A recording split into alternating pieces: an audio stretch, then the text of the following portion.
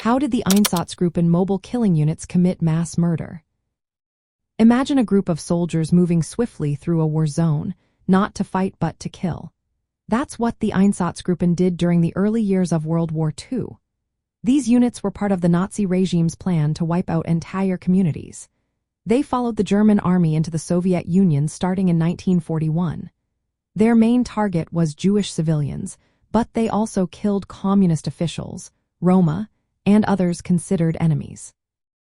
The Einsatzgruppen were small, mobile units, usually around 3,000 men. They traveled quickly behind the front lines in trucks and on foot. Their goal was to find, gather, and execute victims as fast as possible. They often chose remote places like forests, ravines, or open fields. Victims were forced to dig their own graves or shot over pre-made pits.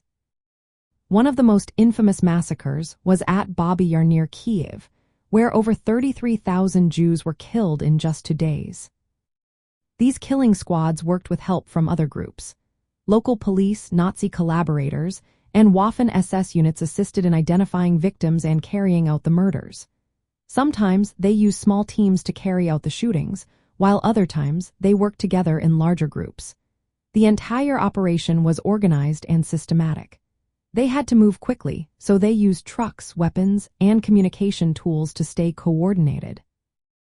At first, the killings focused on Jewish men and political enemies. But by mid-1941, under orders from Heinrich Himmler and with Adolf Hitler's approval, they expanded their target list.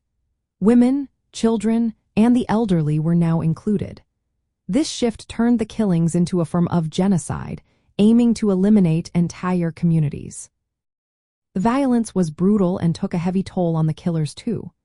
Recognizing this, the Nazis later introduced gas vans to kill victims with carbon monoxide. This method was less emotionally taxing for the killers and allowed for larger numbers to be murdered at once. Eventually, stationary extermination camps using Zyklon B gas became the main method of mass murder. Still, the Einsatzgruppen continued their killings, especially during anti-partisan operations. When Soviet forces pushed back, the Germans often returned to the sites to burn the bodies and destroy evidence.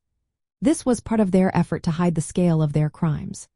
In summary, the Einsatzgruppen committed mass murder through organized, rapid shootings in remote locations, targeting entire communities. They worked with the German military and local helpers to carry out these atrocities, marking a dark chapter in history that was part of the larger plan called the Final Solution.